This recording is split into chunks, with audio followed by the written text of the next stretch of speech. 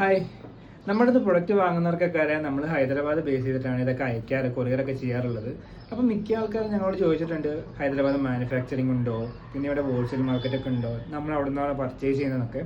നമ്മൾ ഓൾറെഡി നമ്മുടെ മുന്നത്തെ വീഡിയോയിൽ നമ്മൾ പറഞ്ഞിട്ടുണ്ട്. നമ്മൾ മെയിൻലി ഹൈദരാബാദ് എന്നല്ല, മുംബൈ ബേസ്ഡ് ആയിട്ടാണ്, മുംബൈ ഗുജറാത്ത് ബേസ്ഡ് ആയിട്ടാണ് നമുക്ക് പ്രൊഡക്ട്സ് വരുന്നത് എന്നുള്ളത്. ഹൈദരാബാദ് നമുക്ക് ശരിക്കും മാനുഫാക്ചറിങ് ഒന്നും ഇല്ല, ഇമിറ്റേഷൻ ജ്വല്ലറീസിൻ്റെ. പിന്നെ ഇവിടെ ഹോൾസെയിലൊക്കെ ഇഷ്ടംമാതിരി അവൈലബിൾ ആണ്. ഇവിടെ കുറേ ബസാറൊക്കെ ഉണ്ട്, അവിടെ ഇഷ്ടംമാതിരി ഷോപ്സ് ഒക്കെ അവൈലബിൾ ആണ്. പക്ഷെ അവരൊന്നും കംപ്ലീറ്റ്ലി ഹോൾസെയിൽ മാർക്കറ്റ് അല്ല.